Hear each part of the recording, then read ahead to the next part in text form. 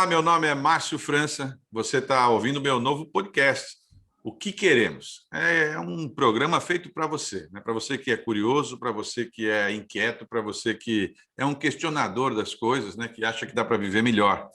Aqui nós vamos conversar com personalidades, com especialistas, de diversos temas, sempre de uma forma descontraída, tentando colocar assuntos profundos de maneira mais simples para que você possa compreender e nos ajudar a encontrar soluções. Antes de apresentar as nossas convidadas de hoje, que são super especiais, é importante a gente contextualizar, né? Falar sobre o que nós vamos conversar hoje. A questão de PCDs, né? De pessoas com deficiência, é uma grande quantidade, mais de 40 milhões no Brasil, portanto, 45 milhões é o número de paulistas. Você imagina, um estado todo de São Paulo é o número de pessoas que tem no Brasil, 45 milhões de pessoas estimadas com algum tipo de deficiência. E essas, embora esses dados sempre sejam um pouco contestados, mas é impressionante como essas pessoas têm dificuldade em arrumar empregos, né, em colocar-se no mercado de trabalho. Para vocês terem uma ideia, em 2018, só 486 mil pessoas estavam em empregos formais, portanto, um número pequeno para os milhões de brasileiros que nós temos, né?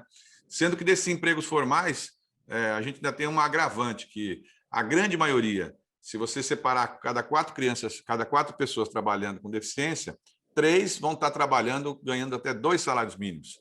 Então, o restante é que está nessa outra faixa, que seria mais de 2 salários mínimos. Então, é evidente que a gente tem que consertar isso, ou conseguir oportunizar para essas pessoas empregos e empregos melhores, né? 43% dos empregados que estavam trabalhando, eles têm deficiência física. E depois tem 17% com deficiência auditiva, 17% com deficiência visual e 17% com deficiência mental ou intelectual. Então, isso tudo forma esse caldo do que a gente quer falar. Mais empregos, mesmo as leis que nós já fizemos, mais empregos e, ao mesmo tempo, como fazer isso com empregos melhores também, quebrando alguns preconceitos que nós temos aqui. Então, hoje a gente trouxe 2 especialistas. Elas não são pessoas que trabalham apenas com a ajuda das pessoas, com auxílio, elas trabalham também em entidades, ou trabalharam em entidades que exatamente ajudam a criar oportunidade para essas pessoas, né? Vamos iniciar aqui. Cláudia Lombardi é uma líder com experiência na indústria de serviços. Nos últimos 10 anos, ela é uma pessoa que utiliza o seu conhecimento para ajudar as ONGs. As ONGs são as entidades não governamentais que ajudam as pessoas com deficiência. Então, ela tem uma longa experiência. Nesses 7 anos, né? Ela, depois de ser voluntária por 4 anos na Make-A-Wish, que é uma entidade bem grande, a principal entidade do mundo, aí, e ela é uma entidade especializada em caridade infantil global. Ela decidiu seguir o coração, aceitou aí a tarefa de coordenar a organização para crescer e atingir um nível profissional, porque às vezes a entidade tem boa vontade, mas não tem as pessoas certas para organizar a própria entidade. Então, não conseguem os recursos, ou se conseguem, depois tem dificuldade na prestação de contas. É muito comum isso. Muita gente fugiu do gerenciamento dessas entidades, e a Cláudia é uma das pessoas que fez ao contrário, né? Ela entrou para colocar a sua contribuição e ajudar as pessoas. Então, Cláudia, ajuda a gente aí a poder pensar nessa sua experiência, né? E o que levou você a conduzir uma entidade como essa. Oi a todo mundo, oi Márcio, obrigado pelo convite aí para participar. Sempre é muito bom falar do tema, né? Então, como você falou, eu trabalhei muitos anos na iniciativa privada, na indústria de serviços mesmo, e aí nos últimos 10 anos migrei para o terceiro setor. E quando eu migrei para o terceiro setor com essa visão do mundo empresarial, eu consegui ver nesse mundo do terceiro setor várias organizações de todos os tipos, mas aqui focando principalmente nas organizações que trabalham com pessoas com deficiência, algumas que acolhem, outras que profissionalizam, outras que ajudam na inclusão. Então, você tem, assim, milhares de organizações que fazem esse trabalho, né? Mas todas elas com muita dificuldade de colocar essas pessoas no mercado de trabalho. Por outro lado, a gente vê as empresas sempre, né? Você conversa e sempre elas colocam a dificuldade de achar essas pessoas com deficiência para incluí-las no seu quadro de colaborador. Você mesmo falou da questão da quantidade de pessoas com deficiências empregadas, né? Isso representa mais ou menos 50% do que deveria estar empregado em função da lei de cotas.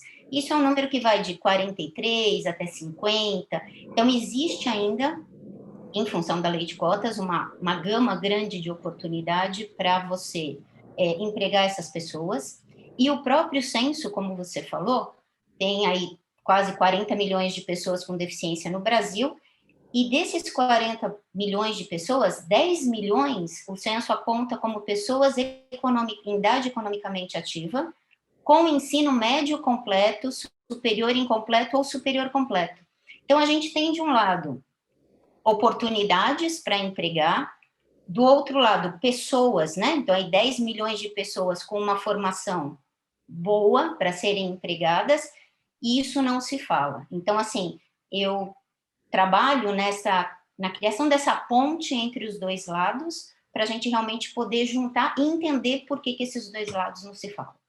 Eu preciso também ajudar as pessoas que estão nos ouvindo, porque nem todo mundo sabe sobre a lei de cotas, né? Então, Cláudia, dá uma palhinha aí só sobre a história da lei de cotas para eles entenderem o que torna exatamente obrigatório, né? No Brasil tem uma regra, uma lei nacional, que exige para cada empresa acima de uma quantidade de empregados que ela tenha pelo menos um ou dois, ou enfim, um percentual sobre empregados com PCD, não é isso, Cláudia?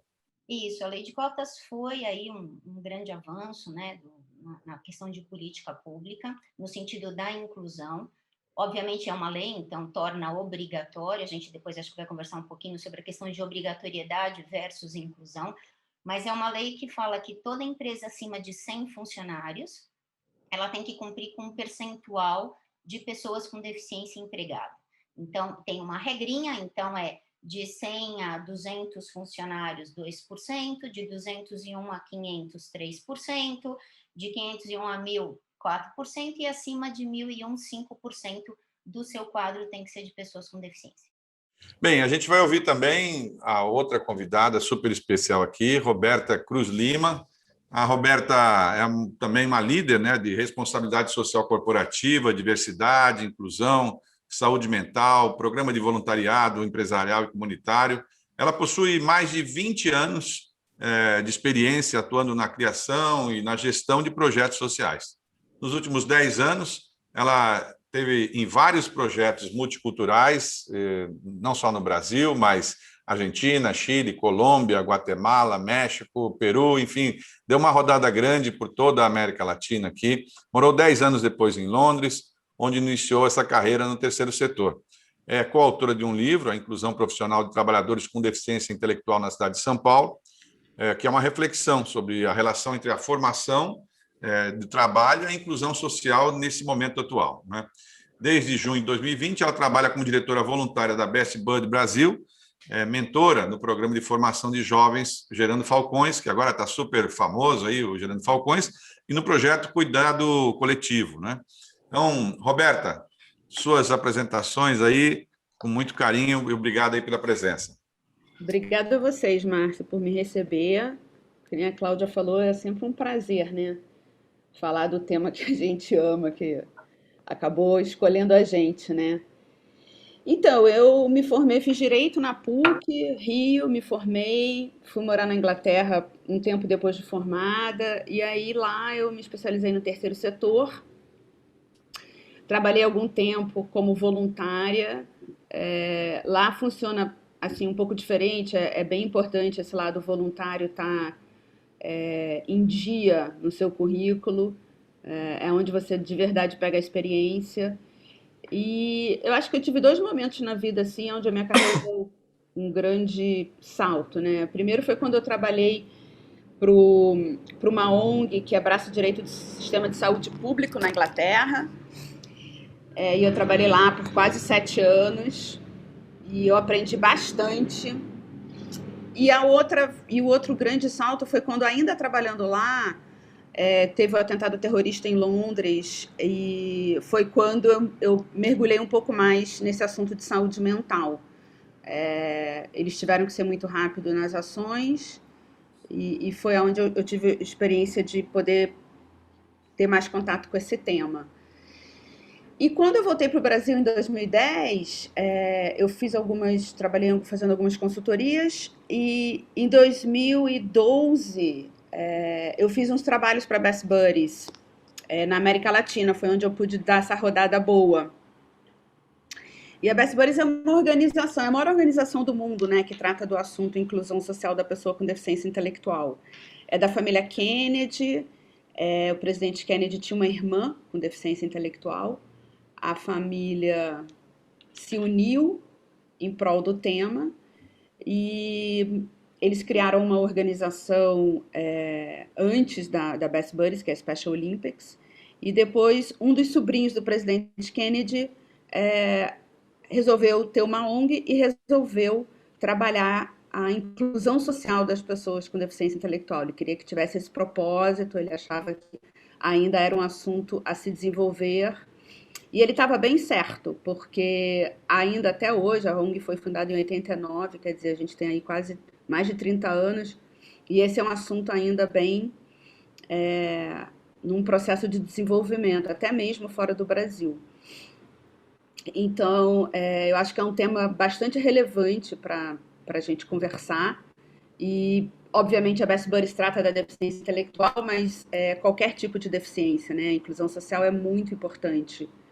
E eu acho que o grande objetivo é a gente conseguir começar a realizar isso desde que você entra na escola, porque eu acho que fica bem mais fácil da gente evoluir a partir daí. Cláudia, a questão porque essa definição de deficiência, ela, não sei se com o tempo a gente foi criando alguns conceitos diferentes, né? Acrescentando gente que a gente achava que não tinha. Hoje é muito comum você pegar crianças que antigamente a gente achava que eram apenas crianças que tinham, sei lá, uma desatenção, né? E foi acrescentando dentro de deficiência, algum tipo de deficiência, né? E como é que você definiria, assim, quer dizer, como é que eu posso dizer assim, a pessoa hoje é considerada deficiente, né? O que faz exatamente? Quem é que declara isso? Então, eu acho que, antes de tudo, é muito importante a gente ter em mente que a pessoa com deficiência é uma pessoa. Então, existem muitos rótulos, né? É deficiente, a gente coloca na pessoa um peso muito grande e esquece que ela é uma pessoa. Então, a primeira coisa pessoa com deficiência é uma pessoa que tem uma característica específica. A gente tem a LBI, que também é uma lei aí que foi aprovada, que é a Lei Brasileira de Inclusão, e que se baseia muito nos conceitos da ONU, tá? Então, eu vou passar para vocês, assim, deixei até escritinho aqui, qual é a definição da LBI, que fala o quê? Ela diz que a pessoa com deficiência é aquela que tem um impedimento de longo prazo, né? De saúde, de natureza física, mental, intelectual ou sensorial, o qual, em interação com uma ou mais barreiras do seu meio, pode obstruir a sua participação plena e efetiva na sociedade em igualdade de condições. Então, o que a LBI traz para a gente? E é uma mudança muito grande em relação à deficiência, né? A pessoa é uma pessoa com características e a gente tem um meio. A deficiência, ela está na interação, quando essa pessoa com essa característica não pode usufruir de todos os seus direitos quando ela está nesse meio, tá? Então, o grande conceito aí é a gente tirar um pouco esse estigma de que a deficiência é algo único e exclusivamente da pessoa e isolado. Não. Quando a gente passa a ver a deficiência como uma característica e você tem as barreiras naturais do meio, vem aí o nosso trabalho, né, como sociedade, como poder público, de tentar, através de alguns recursos, facilitar, né, e desobstruir essas barreiras para que a pessoa possa exercer seu pleno direito. Claro. Roberta, eu tive pensando, eu fui deputado, então a gente, às vezes você legisla, mas como tem gente que é mais especializada em cada tema, naturalmente você segue um pouco a orientação de todos, mas desde a lei das cotas, você sabe, eu tenho uma certa dificuldade de compreender as leis punitivas, porque se elas não pegam, se você não tem a fiscalização depois para poder fazer a punição adequada, enfim, no fundo você acaba sobrecarregando o privado de alguma coisa, quando talvez ficasse mais estimulante se houvesse uma inversão da lógica, ou seja, eu premiar, por exemplo, a empresa que, de alguma forma, criar vagas para pessoas com deficiência, né? Se eu tivesse uma mudança tributária incentivando as pessoas, costumaria normalmente você não precisa mais fiscalizar, porque as pessoas, elas próprias fariam, como elas têm a intenção de criar algum benefício fiscal, elas facilitariam, porque o formato de hoje, como vocês disseram, ainda só 50% está enquadrado, né? E o restante das pessoas não está enquadrada, e é difícil você pensar em multar todo mundo, né? Enfim, então essa seria uma possibilidade. A sua experiência lá da Inglaterra, em Londres, enfim, o sistema lá funciona como daqui? Tem uma obrigatoriedade assim? Na Inglaterra, não. Na Inglaterra existe uma cultura, né, que foi desenvolvida ao longo dos anos e em alguns setores existe um certo incentivo. Por exemplo, se você é do ramo da engenharia, construção de prédios, essas coisas, casas e tal, você tem um percentual que você precisa criar um apartamento acessível. E aí não é só para pessoa com deficiência, ele enquadra pessoas de uma certa idade, pessoas com deficiência. Agora, existe um consenso, eu acho, da comunidade e da população de que essas pessoas não são pessoas que não podem trabalhar, né? Então, as pessoas, ao longo dos anos, eu acho que isso foi evoluindo muito com a ajuda da educação. Nos Estados Unidos, o que acontece é o seguinte: o governo faz um pouco o que você falou, sim. As empresas que trabalham com a inclusão de pessoas com deficiência, elas têm uma ajuda, as empresas têm uma ajuda para essa contratação. E aí, como os Estados Unidos sempre depende de estado para estado, isso varia um pouco, mas sim, é mais nesse formato que você falou. Agora, no resto da Europa, eu acho que varia muito, mas eu acho que a grande mudança, tanto nos Estados Unidos, eu diria, quanto na Europa, veio no incentivo da gente ter das escolas serem regulares, serem para todos, capacitação dos professores, né? Então foi evoluindo, né? Obviamente que eles também começaram do zero, porque nem sempre tiveram professores capacitados e teve um período, tanto na Europa quanto nos Estados Unidos, que, como no Brasil também, como em outros países, era muito comum você colocar pessoas com deficiência, seja a deficiência que fosse, em instituições, em escolas só para pessoas com deficiência, enfim, segregar essas pessoas. Isso veio mudando, principalmente, eu diria, na Europa, principalmente depois da Segunda Guerra Mundial. Eu diria que essa mudança começou a acontecer, porque as pessoas iam para a guerra e elas voltavam muitas vezes com algum tipo de deficiência, e isso ajudou bastante a sociedade a mudar o seu olhar para a pessoa com deficiência. Agora, as duas, para ver se eu acho que talvez seja uma das coisas mais difíceis, né? Essa decisão da escola inclusiva pura, né? Porque, claro, a escola inclusiva pura pressupõe que você vai ter alguém para fazer um atendimento especial para aquela criança que tem a deficiência e que está na sala de aula.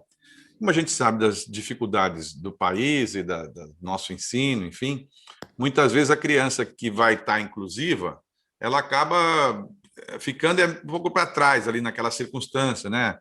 Eu me lembro de ouvir de professores que, por exemplo, as próprias outras crianças, né, acabam, sem querer, fazendo algum tipo de discriminação na hora de convidar para uma festinha, na hora de alguma coisa, enfim, e aquilo vai agravando, a criança vai cada vez se comprimindo mais e aí causa outros problemas, né?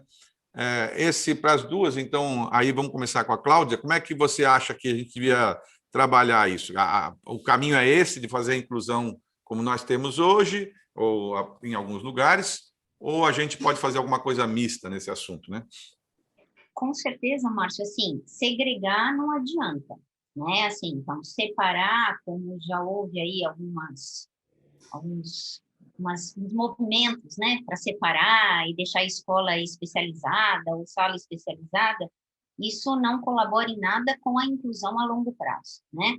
O que a gente vê é assim, quanto mais normal, né, a questão da deficiência fica na vida das pessoas, menos ela choca, né?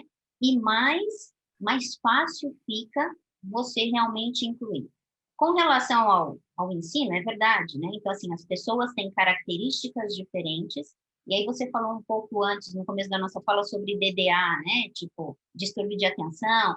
Então, existem várias coisas que hoje já são classificadas como algumas características específicas e que nem por isso você separa ou segrega na escola. Então, eu acho que falta aí, como a Roberta falou, um pouco mais de especialização desses professores, um pouco mais de informação, por exemplo, numa faculdade de pedagogia, um pouco mais de instrução a esses diretores de escola, realmente, assim, moldar essa sociedade, principalmente do ponto de vista da educação, para que entenda as características, e eu vou tirar a palavra deficiência, as características desses alunos variados e como a gente vai fazer para se comunicar com eles. Eu acho que tem várias coisas, hoje em dia tem diversos recursos, né, desde recursos eletrônicos que poderiam ser utilizados na própria sala de aula. Então, por exemplo, um aluno surdo poderia ter um tradutor de Libras num tablet, né, ensinando para ele. Eu estou dando um exemplo que me veio na cabeça agora.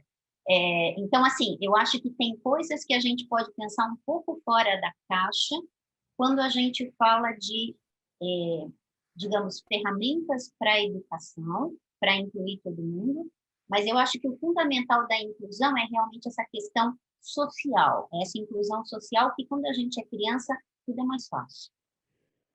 Tá. Roberta? Eu concordo com a Cláudia 100%. Eu acho que, na verdade, Márcio, quando eu morei lá fora, eu fiquei assim, eu aprendi duas coisas que eu nunca mais esqueci. A primeira é que não existe, sabe, essa coisa de, sei lá, Inglaterra, Estados Unidos, enfim, Europa em geral é muito mais evoluído, porque as pessoas, não é.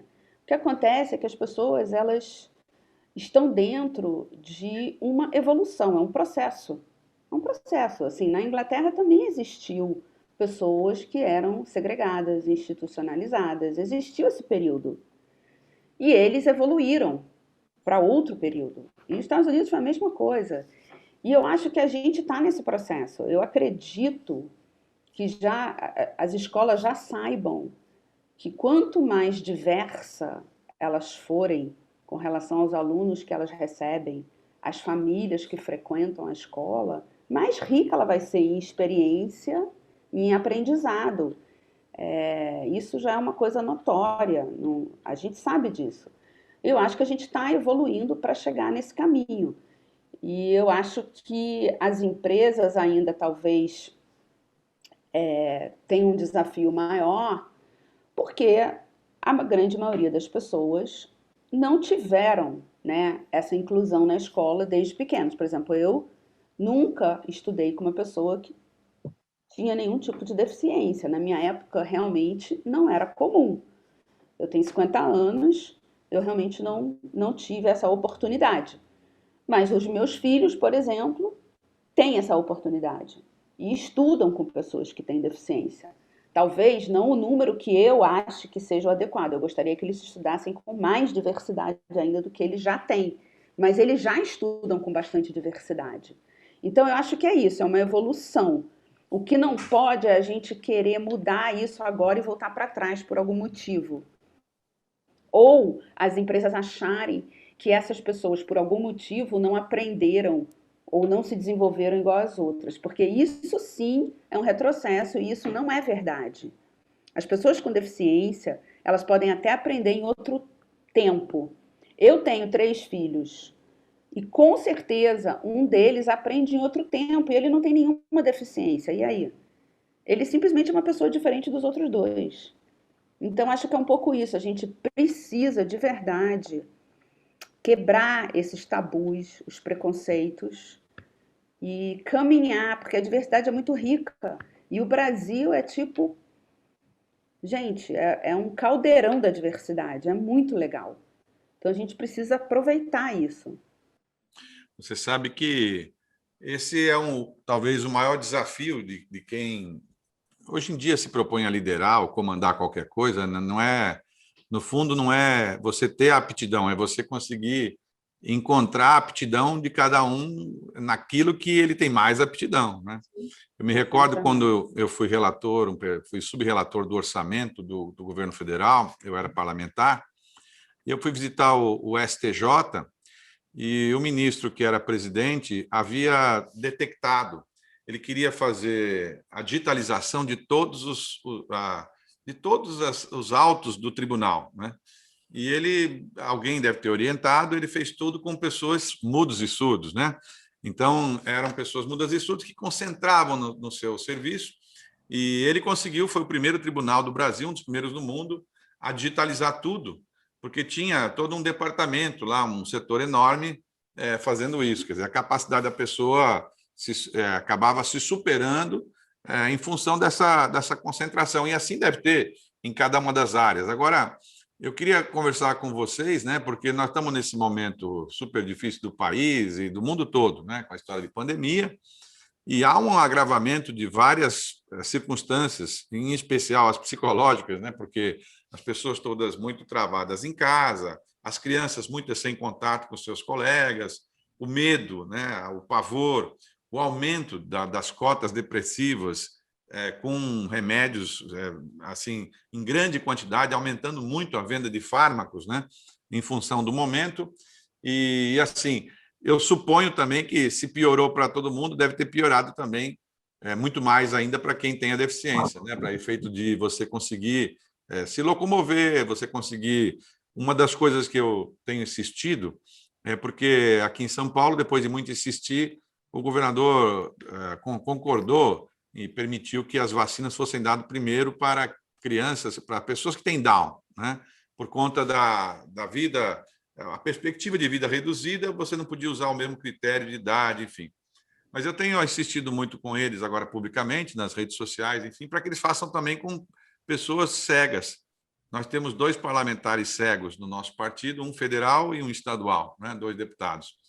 E eles mesmos alegam que eles não têm como evitar esse aglomeração, porque tem vezes que tudo deles depende do tato, e eles não têm como saber se tem ou não aglomeração até chegar, muitas vezes, no local, né? Então, a ideia de você antecipar a vacina, né, não como um privilégio, mas como uma maneira de você equilibrar situações desequilibradas. Então, assim, diante da pandemia, né, vocês perceberam mais agravantes aí em relação às duas? Vamos começar agora pela Roberta, depois na Cláudia. Vocês perceberam mais agravante na questão de mercado de trabalho? Márcio, com certeza, né? Eu acho que, na verdade, isso não foi especificamente pessoas com deficiência, né? Eu acho que todas as questões sociais, infelizmente, elas foram agravadas, né, ao longo da pandemia. Acho que a pandemia veio como uma lupa, né, para aumentar o que talvez a gente não estava vendo, porque estávamos correndo lá com a nossa rotina, mas a pandemia mostrou. E as pessoas com deficiência intelectual em específico, sim, dificultou muito.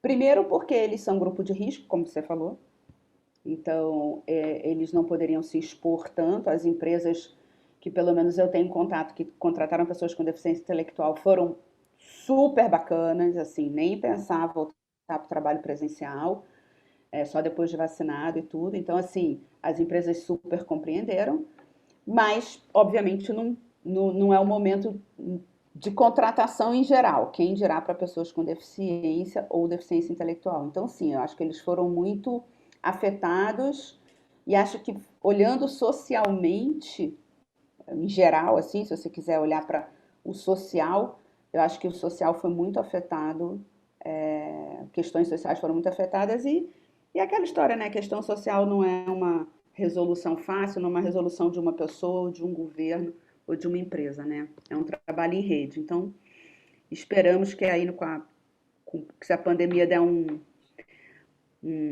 refresco para a gente possa voltar com todos os cuidados, mas voltar com as contratações, né? Cláudia? Então, eu concordo com a Rô, eu acho que assim, afetou todo mundo. E quando a gente fala de afetar pessoas com deficiência, você mesmo comentou no início da nossa conversa aqui, que a maioria deles está em cargos muito operacionais, né? Ou seja, está bem na base da pirâmide das empresas. E, de uma certa forma, foi a base mais afetada, né, pela pandemia. Então, assim, não sei te dizer em números se foi mais com pessoas com deficiência ou menos, mas no todo acaba sendo mais porque eles ocupam, a sua grande maioria, essa base da pirâmide.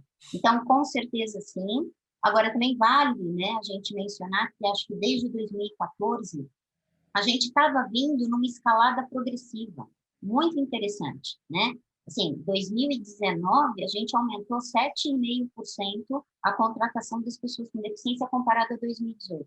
Então, a gente vinha numa escalada paulatina, né? Não era grandes saltos, mas estavam vindo, e aí veio a pandemia, e aí com certeza afetou. Não tenho números aqui para a gente conversar, mas eu acho que está muito ligado a essa base da pirâmide que foi afetada de uma forma consistente para todo mundo. O Ranier, que trabalha comigo, aqui me lembrou de 2 episódios da minha já longa carreira, né? São quase 40 anos de vida pública, então a gente tem vários episódios que você vai convivendo com situações e aí tendo aquela obrigação de decidir sobre assuntos que, enfim, afetam a vida das pessoas. E quando você tem uma convivência com alguém que é da área ou que tem uma deficiência, naturalmente o seu olhar fica mais atento, né? Agora, há pouco tempo atrás, nessa eleição, na candidatura de prefeito aí de São Paulo, eu tive contato com a Mariane Pinotti, que foi a secretária dessa área, uma médica que foi secretária dessa área em São Paulo, num governo lá para trás, eu acho que foi, não me lembro qual foi o prefeito, enfim, acho que era o Haddad. E aí ela me apresentou o filho do Roberto Carlos, que é cego, né? E falando sobre a questão das calçadas, adaptação de calçada, que é uma coisa que parece uma bobagem, mas você vê que as pessoas têm muita dificuldade de poder se locomover, às vezes por conta da calçada, enfim. E também o fato de que no metrô, antigamente tinham pessoas para poder ajudar as outras pessoas cadeirantes, enfim. E nós temos uma moça, a Luciana, que preside uma entidade dentro do meu partido que é especializada na questão deficiente. E eles deram 2 sugestões que eu achei super simples e interessantes. A primeira era esse tipo: ao invés de você punir a calçada que não tivesse adaptação, você premiava os donos dos imóveis que tinham algum adaptado já a sua calçada para deficiente, e aí você, então, tirava um pedacinho do IPTU da pessoa, o que certamente faria, com o tempo, as pessoas irem adaptando as calçadas. Quando fossem fazer novas, já fariam com esse formato. E com relação ao metrô, a gente colocar umas cadeiras elétricas e cadeiras manuais também, que pudessem servir as pessoas, porque as pessoas se deslocam muito em São Paulo. Eu mesmo tive a oportunidade, como governador, de inaugurar aquela estação da ACD, que fica bem em frente à ACD, e é uma estação muito utilizada por pessoas deficientes. E aí você vê lá a dificuldade de um pai colocar uma cadeira de roda num local, enfim. E naquele formato que tem de bicicleta, quando você coloca as bicicletas que a pessoa tira com cartão de crédito, enfim, podia ter o mesmo formato para as pessoas que têm, usarem a cadeira e devolverem a cadeira no mesmo lugar, enfim. E me lembrei de um caso específico, quando eu comecei, há muitos anos atrás, eu fui prefeito em São Vicente, a cidade mais antiga do Brasil, e durante a campanha, a Lúcia, como minha mulher, como ela trabalha com esse assunto, ela me apresentou um grupo de mães de crianças autistas que estavam com dificuldade pagando uma escola para elas, porque não tinha escola autista há muitos anos atrás, enfim. E eles me apresentaram durante a campanha. Eram umas 15, 20 mães, era muito caro. Eu me lembro que o que elas ganhavam de salário, elas tinham que pagar a escola. E aí me fizeram lá me comprometer que, se eu ganhasse a eleição, eu faria uma escola para as crianças, porque eles não tinham condição de pagar, enfim. E, sinceramente, olha, vamos fazer, mas, claro, você sempre imagina que um governo vai ser longo, você tem tempo para poder produzir e tal. Só que aconteceu um fato muito, muito forte. Eu ganhei a eleição em outubro, e essa mãe, que era a líder delas todas, foi fazer uma cirurgia no coração na Santa Casa de Santos. E aí, antes de fazer a cirurgia, ela pediu um papel, uma caneta, e escreveu uma carta para mim. Márcio, olha, eu vou fazer uma cirurgia no coração, é uma cirurgia difícil, mas como eu falei com você e você deu sua palavra para mim, e eu confio na sua palavra, eu tenho certeza que, se acontecer alguma coisa, enfim, ela veio a falecer na cirurgia. E a irmã dela me trouxe a carta. Eu tomei posse no dia 1º de janeiro daquele ano, acho que era 17, se eu não me engano, 1º de janeiro, E dia 22 de janeiro, 22 dias depois, eu inaugurei a casa, né, adaptada para autistas. Hoje é uma casa bem grande, uma instituição grande, que é mantida com recurso público, que durante muitos anos foi a primeira de autismo aqui no estado de São Paulo. Quer dizer, é preciso ter a sensibilidade para você enxergar, né, nessas coisas, porque o grau de dificuldade dos pais, toda hora alguém me fala sobre isso, sobre a preocupação de pais com relação a quando ele faltar. E quando ele faltar, né?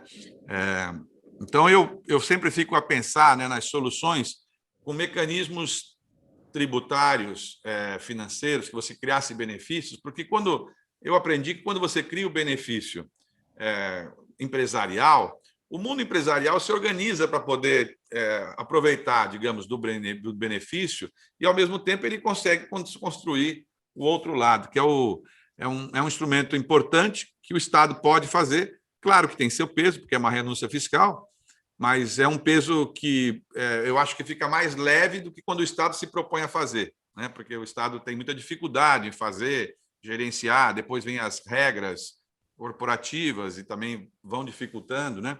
Então, assim, para a gente finalizar, né, para as duas, o que você acha que a gente podia fazer no Brasil? O que falta, vamos dizer assim, que você pudesse ter uma coisa que você dissesse, olha, hoje falta isso de maneira mais rápida e poderia ser construído assim, num estado ou numa prefeitura, mas, de maneira geral, no estado, né? Num estado como São Paulo, que é um estado diferente do Brasil, né? Um estado muito poderoso, muito forte.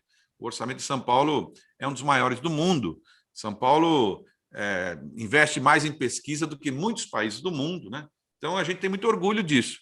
Mas, por outro lado, nós estamos hoje sendo recordistas aí em morte de Covid, quer dizer, o fato de ter mais dinheiro não necessariamente quer dizer que está bem gerenciado, né? Às vezes tem muito dinheiro e não é bem gerenciado.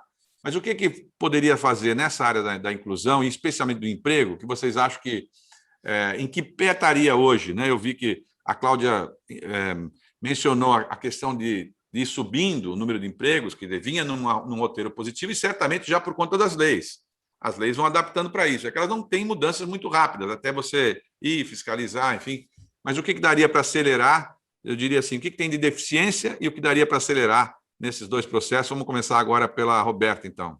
Você é prefeita de São Paulo, governadora de São Paulo, o que você acha que dá para fazer assim quer dizer, para poder treinar? Eu tenho notado, sabe, inclusive partidariamente, eu estou num processo atualmente, eu presido a Fundação João Mangabeira, que é uma fundação do meu partido que cuida de um pedaço do dinheiro do partido.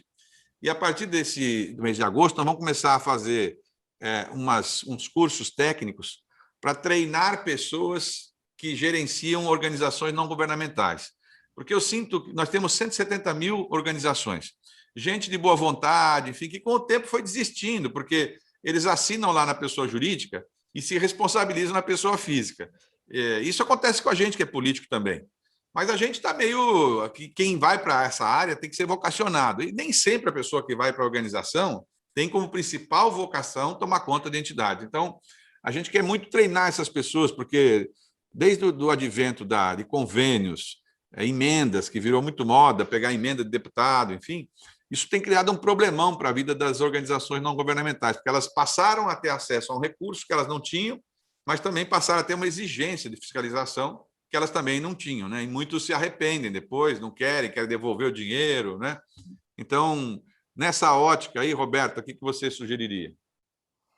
Olha, eu acho que capacitar as organizações que trabalham com causas sociais é um caminho, porque eu acho que elas vão estar muito mais preparadas para assistir empresas e principalmente para conseguir entender como funciona o mundo corporativo, porque eu acho que tem isso também, construir essa ponte, né, entre as organizações e o mundo corporativo, porque eu acho que elas teriam muito a agregar, e eu acho que o mundo corporativo também teria muito a agregar, então seria uma troca muito rica.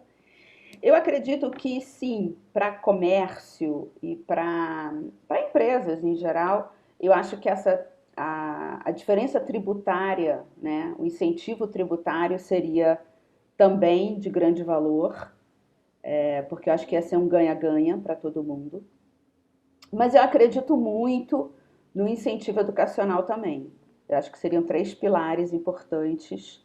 Eu acho que vale, sim, incentivar as escolas a receberem.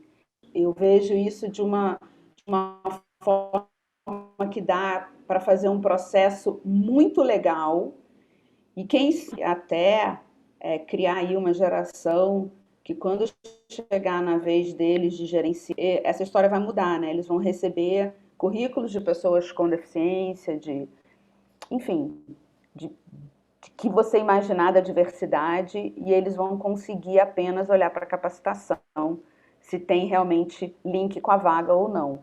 O fato da pessoa ter uma deficiência já não vai ser mais motivo de nenhum tipo de avaliação. Ou até de apoio, de pensar que vai precisar de um apoio de uma organização e tal.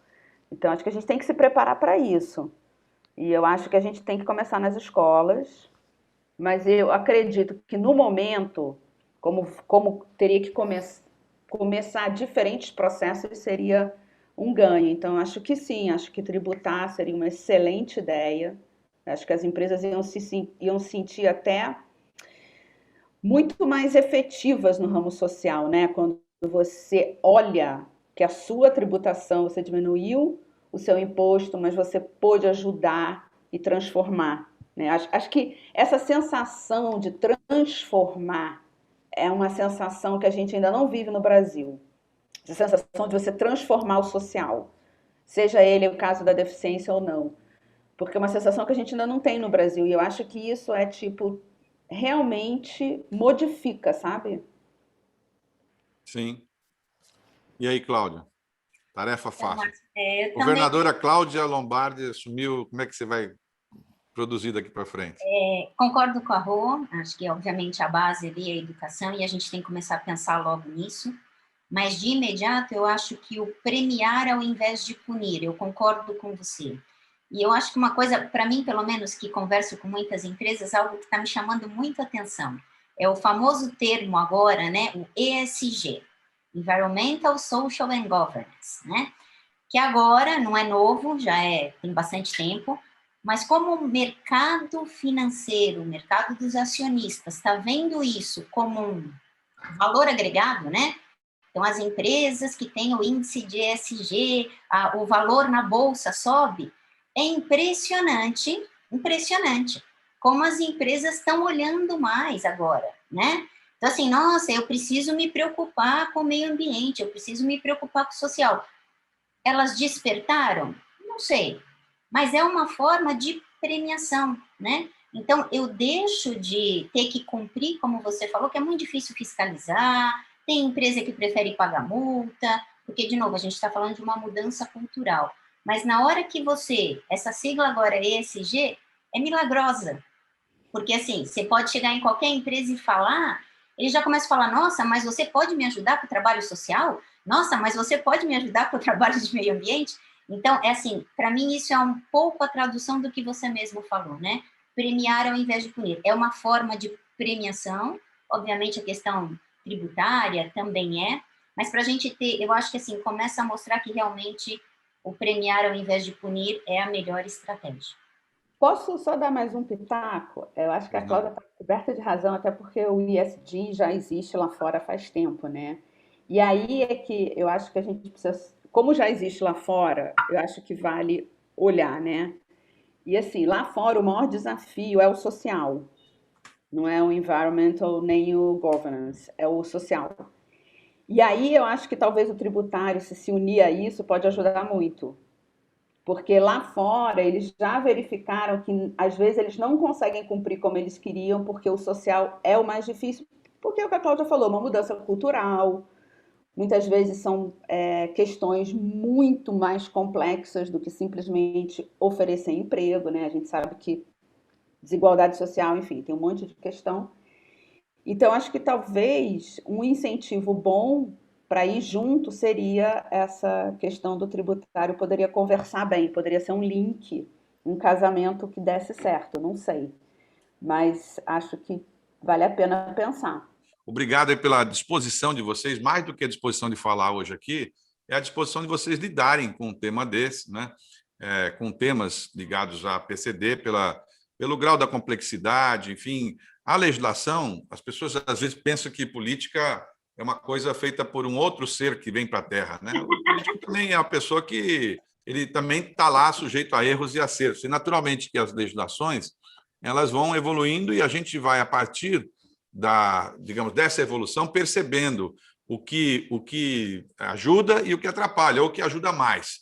Quer dizer, quando nós fizemos a legislação que criava uma certa obrigatoriedade para esse assunto de contratação, a ideia era fazer a coisa correr, a 8.213 de 91, que é a lei de cotas, e depois o estatuto, né? O 13.146 de 2015, você vê que é 2015, né? Não é tanto tempo assim. Mas o problema é que a gente tem que aperfeiçoar. E hoje o empresário brasileiro, ele com toda razão, acha que ele está sempre punido, que querem investigá-lo, que querem puni-lo. O Estado parece um adversário. As empresas devem enxergar o Estado como um aliado, né? E para isso a gente tem que inverter a lógica. Ao invés de punir ou de fiscalizar, eu vou fazer diferente. Se você fizer, você tem um benefício fiscal. Acho que é simpático para todo mundo, né? Acrescenta, agrega. O Estado, diferente das empresas, ele não tem que dar lucro, né? Ele tem que estar equilibrado e tem que ser eficiente, né? E tem que, aí sim, né? Garantir a todo mundo oportunidades. Quer dizer, quando todo mundo tiver as mesmas oportunidades, nós vamos estar satisfeitos. Nós podemos cada um curtir as coisas boas aí, enfim, porque nós já temos essas oportunidades. Hoje ainda temos muita diferença. Nós vamos deixar para o próximo papo outras conversas que eu sei com vocês sobre a questão das cotas, porque como a pessoa tem deficiência de diversos padrões de gravidade, naturalmente as empresas devem dar preferência para quem tem menos, ou para quem tem uma deficiência mais leve, se é que se pode falar isso, né? Então, como consertar isso? Como equilibrar isso, né? Pontuar, criar mecanismos de incentivos diferentes. Então, enfim, obrigado, Cláudia Lombardi, obrigado, Roberta Cruz Lima, vocês aí pela gentileza de nos receber nas suas casas, nos seus escritórios. A gente vai continuar aqui. Um abração a todos. Obrigada. Obrigada.